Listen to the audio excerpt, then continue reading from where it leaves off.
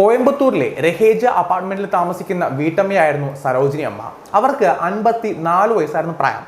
സരോജിനി അമ്മയുടെ ഭർത്താവും മകനും മരുമകളും 2 കൊച്ചുമക്കളും അവരോടൊപ്പം അതേ അപ്പാർട്ട്മെന്റിൽ തന്നെയാണ് താമസിച്ചിരുന്നത്. രാവിലെ സമയത്ത് സരോജിനി അമ്മ മാത്രമാണ് ആ അപ്പാർട്ട്മെന്റിൽ ഉണ്ടാകുക. കാരണം 2 കൊച്ചുമക്കളും സ്കൂളിലേക്ക് പോകും. ഭർത്താവും മകനും മരുമകളും അവരുടെ ജോലി സ്ഥലത്തേക്ക് പോവുകയും ചെയ്യും. അങ്ങനെയിരിക്കെ 2013 ഫെബ്രുവരി 13 രാവിലെ തന്നെ എല്ലാവരും പുറത്തേക്ക് പോവുകയാണ്. പതിവ് പോലെ സരോജിനി അമ്മ മാത്രമാണ് ആ അപ്പാർട്ട്മെന്റിൽ ഉണ്ടായിരുന്നത്. അന്ന് വൈകുന്നേരം 6 മണി കഴിഞ്ഞ് സരോജിനി അമ്മയുടെ ഭർത്താവ് തിരികെ അപ്പാർട്ട്മെന്റിലേക്ക് എത്തുകയാണ്. അവിടെ നോക്കിയപ്പോൾ ആ 2 കൊച്ചുമക്കൾ മാത്രമാണ് ആ സമയത്ത് അവിടെ ഉണ്ടായിരുന്നത്. സരോജിനി അമ്മയുടെ ഭർത്താവ് കരുതിയാണ് അവർ സ്ഥിരമായിട്ട് പോകുന്ന ഒരു പാർക്കുണ്ട്, ഒന്നെങ്കിൽ ആ പാർക്കിലേക്ക് പോയിട്ടുണ്ടാകാം, അല്ലെങ്കിൽ ഏതെങ്കിലും അയൽവാസികളുടെ വീട്ടിലേക്ക് സംസാരിക്കാനായിട്ട് പോയിട്ടുണ്ടാകും. അന്ന് വൈകിട്ട് 8 മണിയായിട്ടും സരോജിനി അമ്മ തിരികെ അപ്പാർട്ട്മെന്റിലേക്ക് എത്തിയില്ല. അതിനോടകം തന്നെ അവരുടെ മകനും മരുമകളും ആ വീട്ടിലേക്ക് അപ്പാർട്ട്മെന്റിലേക്ക് എത്തിയിട്ടുണ്ടായിരുന്നു. അങ്ങനെ 3 പേരും ചേർന്നുകൊണ്ട് സരോജിനി അമ്മയ്ക്ക് വേണ്ടിയിട്ടുള്ള അന്വേഷണം ആരംഭിക്കുകയാണ്. അവർ സ്ഥിരമായിട്ട് പോകുന്ന ആ പാർക്കിലേക്ക് നോക്കിയാണ്. പക്ഷെ ആ ദിവസം സരോജിനി അമ്മ ആ പാർക്കിലേക്ക് എത്തിയിട്ടില്ല. അയൽവാസികളുടെ വീട്ടിലും അതുകൂടാതെ ബന്ധുക്കളുടെ വീട്ടിലും സരോജിനി അമ്മയ്ക്ക് വേണ്ടിയിട്ടുള്ള തിരച്ചിൽ നടത്തി. പക്ഷെ ആ ദിവസം അവർ അവിടേക്ക് എത്തിയിട്ടില്ലെന്ന് വീട്ടുകാർക്ക് മനസ്സിലാകുകയാണ്. ഈ സരോജിനി അമ്മയ്ക്ക് സ്ഥിരമായിട്ട് ഒരു സ്വഭാവമുണ്ട്. ആരോടും പറയാതെ ഏതെങ്കിലും അമ്പലത്തിലേക്ക് പോകും. 1-2 ദിവസം കഴിഞ്ഞാൽ മാത്രമേ തിരികെ വീട്ടിലേക്ക് എത്തുകയുള്ളൂ. അങ്ങനെ വീട്ടുകാർ കരുതിയാണ് ഒരു പക്ഷെ സരോജിനി അമ്മ ഏതെങ്കിലും അമ്പലത്തിലേക്ക് പോയിട്ടുണ്ടാകാം.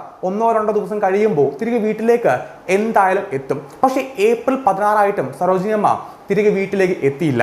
വീട്ടുകാർക്ക് മനസ്സിലായി അവർക്ക് എന്തോ സംഭവിച്ചിരിക്കുകയാണ്. അങ്ങനെ സരോജിനി അമ്മയുടെ ഭർത്താവും മകനും കൂടെ ഏപ്രിൽ 16 തന്നെ സ്റ്റേഷനിലേക്ക് എത്തിയിട്ട് അവരെ കാണുമാനില്ലെന്ന് കാണിച്ചുകൊണ്ട് ഒരു പരാതി നൽകുകയും ചെയ്തു. അങ്ങനെ പോലീസിന്റെ അന്വേഷണം ആരംഭിക്കുകയാണ്. പോലീസ് ഉദ്യോഗസ്ഥർ വളരെ പെട്ടെന്ന് തന്നെ അവർ താമസിക്കുന്ന അപ്പാർട്ട്മെന്റിലേക്ക് എത്തി. ആ അപ്പാർട്ട്മെന്റിലെ ഓരോ ജീവനക്കാരെയും അതുകൂടാതെ അവർ താമസിക്കുന്ന ആൾക്കാരുടെയും മൊഴി രേഖപ്പെടുത്തുകയാണ്. സംശയിക്കേണ്ട ഒരു സാഹചര്യവും പോലീസിന് അവിടെ തോന്നിയില്ല. അങ്ങനെ പോലീസിന്റെ അന്വേഷണം മുന്നോട്ട് പോകുന്ന ഏപ്രിൽ 16 തന്നെ ആ അപ്പാർട്ട്മെന്റിൽ മറ്റൊരു സംഭവം ഉണ്ടാകുകയാണ്. ആ അപ്പാർട്ട്മെന്റിൽ നിന്ന് വല്ലാത്തൊരു സ്മെല്ല്, ഒരു ദുർഗന്ധം വരുന്നു. എവിടെ നിന്നാണ് ആ സ്മെല്ല് വരുന്നതെന്ന് ആർക്കും തന്നെ അറിയില്ല. ഒരു പക്ഷേ ഏതെങ്കിലും മുറിയിൽ അല്ലെങ്കിൽ ഏതെങ്കിലും ഭാഗത്തിൽ ഒരു പൂച്ചയോ എലിയോ വല്ലതും ചത്തുകിടപ്പുണ്ടാകാമെന്നാണ് എല്ലാവരും കരുതിയത്. അങ്ങനെ ആ അപ്പാർട്ട്മെന്റിലെ ജീവനക്കാരെ ഈ കാര്യങ്ങൾ അറിയിക്കുകയും പെസ്റ്റ് കൺട്രോൾ എത്തി ഓരോ സ്ഥലവും സ്പ്രേ ചെയ്യുകയും ചെയ്തു. പക്ഷെ പിറ്റേന്നും, അതായത് ഏപ്രിൽ 17 ഇതേ സ്മെല്ല് തന്നെ വീണ്ടും ഉണ്ടാകുകയാണ്. ഈ കാര്യങ്ങൾ പോലീസ് അറിയുകയാണ്. പോലീസിന് ഒരു ചെറിയ സംശയം തോന്നി. ഏപ്രിൽ 13 സരോജിനി അമ്മ എന്ന് പറയുന്ന ആ സ്ത്രീയെ ആ അപ്പാർട്ട്മെന്റിൽ നിന്ന് കാണാതായിരിക്കുന്നത്. 2-3 ദിവസം കഴിഞ്ഞപ്പോൾ ആ അപ്പാർട്ട്മെന്റിൽ നിന്ന് വല്ലാത്തൊരു ദുർഗന്ധം ഉണ്ടാകുകയാണ്. ആ ദുർഗന്ധം എവിടെ നിന്നാണ് വരുന്നതെന്ന് ആർക്കും തന്നെ അറിയുകയുമില്ല. ഒരു പക്ഷേ ആ സ്ത്രീയെ കൊലപ്പെടുത്തിയിട്ട് ആ അപ്പാർട്ട്മെന്റിലുള്ള ഏതെങ്കിലും മുറിയിൽ അവരുടെ ശരീരം മറവ് ചെയ്തിട്ടുണ്ടെങ്കിൽ തീർച്ചയായിട്ടും ഈ ഒരു സ്മെല്ല് ഉണ്ടാകും. അതുകൊണ്ട് ആ അപ്പാർട്ട്മെന്റിലെ ഓരോ മുറിയും പരിശോധിക്കാനായിട്ട് പോലീസ് തീരുമാനിക്കുകയാണ്. അങ്ങനെ ഏപ്രിൽ 17 തന്നെ പോലീസ് ഉദ്യോഗസ്ഥർ ആ അപ്പാർട്ട്മെന്റിലേക്ക് എത്തുകയും അവിടെയുള്ള ഓരോ മുറിയും തുറന്ന് പരിശോധിക്കുകയും ചെയ്തു. അങ്ങനെ നോക്കിയപ്പോൾ ആ അപ്പാർട്ട്മെന്റിലെ ഗ്രൗണ്ട് ഫ്ലോറിലുള്ള ഒരു അപ്പാർട്ട്മെന്റ് പൂട്ടി കിടക്കുകയായിരുന്നു. യാസിർ അറാഫത്ത് എന്ന് പറയുന്ന ഒരു ചെറുപ്പക്കാരനാണ് ആ അപ്പാർട്ട്മെന്റിൽ താമസിക്കുന്നത്. 2-3 ദിവസമായിട്ട് അവൻ അവിടെ കാണുവാനുമില്ല. 1 മാസം മുന്നെയാണ് യാസിർ അറാഫത്ത് ആ അപ്പാർട്ട്മെന്റിലേക്ക് താമസിക്കാനായിട്ട് എത്തിയിട്ടുള്ളത്. അവന്റെ ഫോൺ നമ്പറിലേക്ക് പോലീസ് വിളിച്ചു നോക്കിയാണ്. പക്ഷെ ആ ഫോൺ നമ്പർ സ്വിച്ച് ഓഫ് ആയിരുന്നു. അതിനെ തുടർന്ന് അവന്റെ അപ്പാർട്ട്മെന്റ് പോലീസ് തുറക്കുകയാണ്. തുറന്നപ്പോൾ തന്നെ വല്ലാത്തൊരു സ്മെല്ല് വന്നു. പോലീസിന് ഏറെക്കുറെ കാര്യം മനസ്സിലായി. ആ അപ്പാർട്ട്മെന്റിലെ ഒരു മുറിയിൽ നിന്ന്, ഒരു കട്ടിലിന്റെ താഴത്തു നിന്നാണ് ഈ ഒരു സ്മെല്ല് ഉണ്ടാകുന്നത്. അങ്ങനെ പോലീസ് ഉദ്യോഗസ്ഥർ ആ കട്ടിലെടുത്ത് മാറ്റുകയാണ്. ആ കട്ടിലിന് അടിയിലായിട്ട് 2 സ്യൂട്ട് കേസ് ഉണ്ടായിരുന്നു. അങ്ങനെ പോലീസ് ആ സ്യൂട്ട് കേസ് തുറന്ന് പരിശോധിക്കുകയാണ്. അതിൽ കണ്ട കാഴ്ച എന്ന് പറയുന്നത് ഏവരെയും ഞെട്ടിപ്പിക്കുന്ന ഒന്നായിരുന്നു. ഒന്നാമത്തെ സ്യൂട്ട് കേസിൽ ഒരു മനുഷ്യന്റെ ഉടൽഭാഗമാണ് ഉണ്ടായിരുന്നത്. ആ ഉടൽഭാഗം പല കഷ്ണങ്ങളാക്കി വെട്ടി മുറിച്ചിരുന്നു. അതൊരു സ്ത്രീയുടെ ശരീരത്തിന്റെ ഉടൽഭാഗമാണെന്ന് പോലീസ് കണ്ടെത്തുകയും ചെയ്തു. രണ്ടാമത്തെ സ്യൂട്ട് കേസിൽ ഒരു സ്ത്രീയുടെ തലഭാഗവും കൈയും കാലും ഉണ്ടായിരുന്നു. ആ തലഭാഗം പരിശോധിച്ചപ്പോൾ കൊല്ലപ്പെട്ടിരിക്കുന്നത് സരോജിനി അമ്മയാണെന്ന് പോലീസിന് കൃത്യമായിട്ട് മനസ്സിലാക്കാൻ സാധിക്കുകയും ചെയ്തു. സരോജിനി അമ്മയുടെ വീട്ടുകാരെ ആ ഒരു കാഴ്ച കാണിക്കുകയും ചെയ്തു. അങ്ങനെ വീട്ടുകാർ ഉറപ്പിച്ചു പറയുകയാണ് കൊല്ലപ്പെട്ടിരിക്കുന്നത് സരോജിനി അമ്മ തന്നെയാണ്. ആ ശരീരഭാഗങ്ങൾ പോലീസ് ചേർത്ത് വെക്കുകയും ചെയ്തു. ആ കൂട്ടത്തിൽ സരോജിനി അമ്മയുടെ തുടയുടെ ഭാഗം ഉണ്ടായിരുന്നില്ല. അതുകൊണ്ട് ആ മുറിയിൽ, ആ അപ്പാർട്ട്മെന്റിൽ വീണ്ടും പോലീസ് തിരച്ചിൽ നടത്തുകയാണ്. അങ്ങനെ നോക്കിയപ്പോൾ ആ അപ്പാർട്ട്മെന്റിന്റെ മുകൾ ഭാഗത്തായിട്ട് ഒരു മച്ച് പോലത്തെ ഭാഗമുണ്ട്.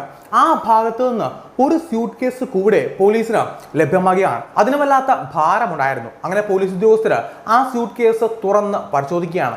അതിനകത്ത് മുഴുവനായിട്ട് സിമെന്റ് നിറച്ചിട്ടുണ്ടായിരുന്നു. ആ സിമെന്റ് കൂടെ മാറ്റി നോക്കി. അതിനകത്ത് നിന്ന് ഒരു പോളിത്തീൻ ബാഗ് ലഭ്യമായി. ആ പോളിത്തീൻ ബാഗിൽ പൊതിഞ്ഞു വെച്ചിരുന്നത് സരോജിനി അമ്മയുടെ തുടയുടെ ഭാഗമായിരുന്നു. അങ്ങനെ ആ സ്ത്രീയുടെ എല്ലാ ശരീരഭാഗങ്ങളും ആ അപ്പാർട്ട്മെന്റിൽ നിന്ന് പോലീസ് കണ്ടെത്തുകയാണ്. ഈ യാസർ അറാഫത്ത് എന്ന് പറയുന്ന ആ യുവാവ് തന്നെയാണ് ഈ കൊലപാതകം ചെയ്തതെന്ന് പോലീസിന് 100% ഉറപ്പായി. ഇനി അവനെ കണ്ടെത്തണം. അവനെക്കുറിച്ചുള്ള കൂടുതൽ കാര്യങ്ങൾ ഒന്നും തന്നെ ആർക്കും അറിയില്ലായിരുന്നു. 2013 ജാനുവരി മാസത്തിലാണ് ഈ യാസർ അറാഫത്ത് ആ അപ്പാർട്ട്മെന്റിലേക്ക് എത്തിയിട്ട് വാടകയ്ക്ക് താമസം ആരംഭിച്ചത്. മാസം തോറും 12,000 രൂപയാണ് അവൻ വാടക കൊടുത്തിരുന്നത്. അതുകൂടാതെ ഒരു ടെലികോം ബിസിനസ്മാൻ ആണെന്നാണ് അവൻ എല്ലാവരോടും പറഞ്ഞിരുന്നത്.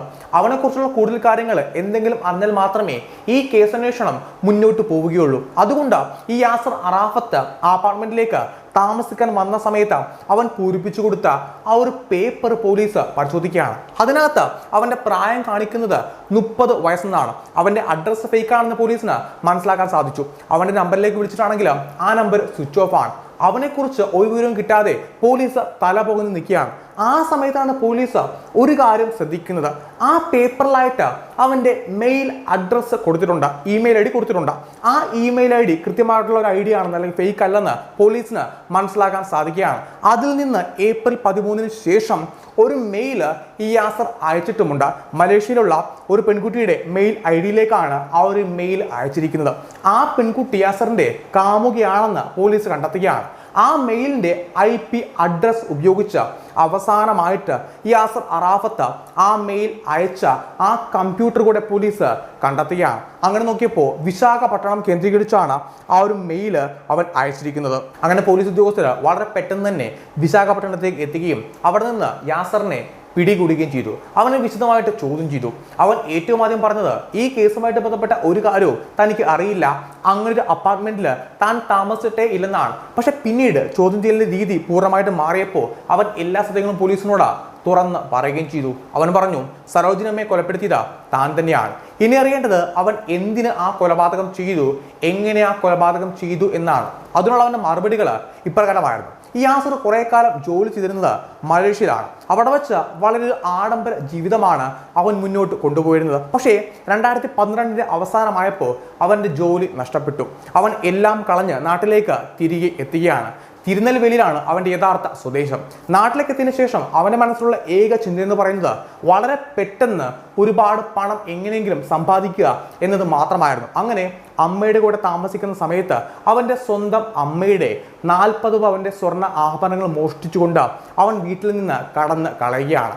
ആ 40 പവൻ സ്വർണ്ണ ആഭരണങ്ങൾ വിറ്റിട്ട് അതിൽ നിന്ന് 6 ലക്ഷം രൂപ കിട്ടി. ആ 6 ലക്ഷം രൂപയിൽ നിന്ന് 2 ലക്ഷം രൂപ കൊടുത്ത ഒരു സെക്കൻഡ് ഹാൻഡ് കാറ് വാങ്ങി. ആ കാറുമായിട്ടാണ് ബാക്കി പണവുമായിട്ട് അവൻ ആ അപ്പാർട്ട്മെന്റിലേക്ക് താമസിക്കാനായിട്ട് എത്തിയത്. അവിടെ വെച്ച് ആ പണം മുഴുവൻ ദൂർത്തടിച്ച് തീർക്കുകയായിരുന്നു. അവന്റെ അടുത്ത ലക്ഷ്യം എന്ന് പറയുന്നത് ആ അപ്പാർട്ട്മെന്റിൽ താമസിക്കുന്ന ആരുടെയെങ്കിലും സ്വർണമോ പണമോ മോഷ്ടിച്ചെടുക്കുക എന്നതായിരുന്നു. അങ്ങനെയാണ് സരോജിനി അമ്മയെ അവൻ കാണുന്നത്. ആ സ്ത്രീ രാവിലെ സമയത്ത് അപ്പാർട്ട്മെന്റിൽ തനിച്ചായിരിക്കുമെന്ന് അവന് കൃത്യമായിട്ട് മനസ്സിലാക്കാൻ സാധിക്കുകയും ചെയ്തു. ആദ്യഘട്ടത്തിൽ ഈ സരോജിനി അമ്മയുമായിട്ട് ഒരു സൗഹൃദം ഉണ്ടാക്കിയെടുക്കുക, അതിനുശേഷം അവരുടെ ശരീരത്തുള്ള സ്വർണ്ണ ആഭരണങ്ങൾ അല്ലെങ്കിൽ അവരുടെ അപ്പാർട്ട്മെന്റിലുള്ള ആ പണം മുഴുവൻ കവർന്നെടുക്കുക. ഇങ്ങനെയാണ് അവൻ ലക്ഷ്യം വെച്ചിരുന്നത്. അതിനു വേണ്ടിയിട്ട് ഒരു ദിവസം സരോജിനി അമ്മയുടെ അപ്പാർട്ട്മെന്റിലേക്ക് അവൻ എത്തുകയാണ്. യാസർ പറയുകയാണ്, എൻ്റെ കിച്ചണിലെ ഗ്യാസ് തീർന്നുപോയി, അടുത്തൊരു ഗ്യാസ് കണക്ട് ചെയ്യാനായിട്ട് എനിക്ക് അറിയില്ല, സാധിക്കുമെങ്കിൽ എന്നെ ഒന്ന് സഹായിക്കണം. അങ്ങനെ സരോജിനി അമ്മ അവന്റെ അപ്പാർട്ട്മെന്റിലേക്ക് എത്തുകയും അവന്റെ ഗ്യാസ് കണക്ട് ചെയ്ത് കൊടുക്കുകയും ചെയ്തു. ആ സമയത്ത് സരോജിനി അമ്മയുടെ ശരീരത്ത് ഒരുപാട് സ്വർണ്ണ ആഭരണങ്ങൾ ഉണ്ടായിരുന്നില്ല. അതുകൊണ്ടാണ് ആ സ്ത്രീയെ അവൻ അന്ന് കൊലപ്പെടുത്തായിരുന്നത്. പിന്നീട് സരോജിനി അമ്മയുമായിട്ട് അവനൊരു സൗഹൃദം ഉണ്ടാക്കിയെടുത്തു. അങ്ങനെയാണ് ഫെബ്രുവരി 13 ഈ യാസർ സരോജിനി അമ്മയുടെ അപ്പാർട്ട്മെന്റിലേക്ക് എത്തുന്നത്. ഞാനൊരു കറി ഉണ്ടാക്കി, ആ കറിയുടെ ടേസ്റ്റ് നോക്കാനായിട്ട് അമ്മ എൻ്റെ മുറിവരെ ഒന്ന് വരാൻ സാധിക്കുമോ? അങ്ങനെയാണ് അവൻ ചോദിച്ചത്. സരോജിനി അമ്മ അവനൊരു മകനെ പോലെയാണ് കണ്ടിരുന്നത്. അതുകൊണ്ട് തന്നെ അവന്റെ അപ്പാർട്ട്മെന്റിലേക്ക് സരോജിനി അമ്മ ചെല്ലുകയും ചെയ്തു. ആ കറിയുടെ ടേസ്റ്റ് നോക്കുന്ന സമയത്ത് പിന്നിൽ നിന്ന് യാസർ ആ അമ്മയുടെ അടുത്തേക്ക് എത്തുകയാണ്. ആ അമ്മയുടെ കഴുത്തിൽ കിടന്ന മാല പിടിച്ച് അവൻ വലിക്കുകയും ചെയ്തു. സരോജിനി അമ്മ വളരെ പെട്ടെന്ന് ഉച്ചത്തിൽ നിലവിളിക്കുകയാണ്. ശബ്ദം പുറത്തേക്ക് കേൾക്കാതിരിക്കാൻ വേണ്ടിയിട്ട് ആ അമ്മയുടെ വായും മൂക്കും കൂടെ യാസർ പൊത്തിപ്പിടിക്കുകയാണ്. ആ അമ്മ അവിടെ വെച്ച് മരണപ്പെടുകയും ചെയ്തു. അതിനുശേഷം ആ അമ്മയുടെ ശരീരത്തുണ്ടായിരുന്ന 12 പവന്റെ സ്വർണ്ണ ആഭരണങ്ങൾ അവൻ മോഷ്ടിച്ച് എടുക്കുകയാണ്. ആ അമ്മയുടെ ശരീരം എവിടെയെങ്കിലും മറവ് ചെയ്യണം. അതാണ് അവൻ ഏറ്റവും ആദ്യം ചിന്തിച്ചത്. അവൻ ഏറ്റവും ആദ്യം കരുതിയത് ആ അമ്മയുടെ ശരീരം പല ഭാഗങ്ങളാക്കി മുറിച്ച് ആ ശരീരഭാഗങ്ങൾ പല ഭാഗത്തായിട്ട് മറവ് ചെയ്യാം എന്നാണ്. ഈ യാസർ നന്നായിട്ട് ആട് വെട്ടാൻ അറിയാമായിരുന്നു. അതുകൊണ്ട് അവൻ്റെ കയ്യിൽ വലിയൊരു കത്തി ഉണ്ടായിരുന്നു. ആ കത്തി ഉപയോഗിച്ച് ആ അമ്മയുടെ ശരീരഭാഗങ്ങൾ പല കഷ്ണങ്ങളാക്കി ടോയ്ലറ്റിൽ വെച്ച് കട്ട് ചെയ്യുകയും ചെയ്തു. തുടർന്ന് ആ ശരീരഭാഗങ്ങൾ ഓരോ പോളിത്തീൻ ബാഗിലാക്കി മാറ്റി വെക്കുകയായിരുന്നു. പക്ഷെ അവന് ആ ശരീരഭാഗങ്ങൾ അപ്പാർട്ട്മെന്റിൽ നിന്ന് പുറത്തേക്ക് എത്തിക്കാൻ സാധിച്ചില്ല. അതുകൊണ്ട് അവൻ്റെ ആദ്യത്തെ പ്ലാൻ അവിടെ വെച്ച് പൂർണ്ണമായിട്ട് ഉപേക്ഷിച്ചു. രണ്ടാമത്തെ പ്ലാൻ എന്ന് പറയുന്നത് ആ ശരീരഭാഗങ്ങൾ ഓരോ സ്യൂട്ട് കേസിലാക്കിയിട്ട് സിമെന്റ് നിറച്ച് എവിടെയെങ്കിലും കൊണ്ടുപോയിട്ട് ഉപേക്ഷിക്കാം എന്നതായിരുന്നു. അങ്ങനെയാണ് ഒരു സ്യൂട്ട് കേസിൽ സിമെന്റ് നിറച്ചത്. പക്ഷെ അതിൻ്റെ ഭാരം കാരണം അത് പുറത്തേക്ക് എടുക്കാനായിട്ട് അവന് സാധിച്ചില്ല. അങ്ങനെ ആ പദ്ധതിയും ഉപേക്ഷിച്ച് ആ ശരീരഭാഗങ്ങൾ അവൻ താമസിച്ചിരുന്ന അപ്പാർട്ട്മെന്റിൽ ഉപേക്ഷിച്ചിട്ട് അവൻ പുറത്തേക്ക് പോവുകയും ചെയ്തു. അവൻ വിചാരിച്ചിരുന്നത് തന്നെ ഒരിക്കലും പിടികൂടില്ല എന്നാണ്. പക്ഷേ ആ ഇമെയിൽ ID ഉപയോഗിച്ച് അതിവിദഗ്ധമായിട്ട് പോലീസ് അവനെ പിടികൂടുകയും ചെയ്തു. ഈ കേസിന്റെ വിധി വന്നത് 2019 അവന് കിട്ടിയ ശിക്ഷ എന്ന് പറയുന്നത് വധശിക്ഷയാണ്. അതുകൂടാതെ 7 വർഷത്തെ കഠിന തടവും 20,000 രൂപ പിഴയും. അവൻ ഇപ്പോഴും ജയിലിൽ തന്നെയാണ്. ആ ശിക്ഷ ഇതുവരെയും നടപ്പായിട്ടില്ല. മറ്റൊരു വീഡിയോ ആയിട്ട് വീണ്ടും കാണാം. This is me Sijo John. See U.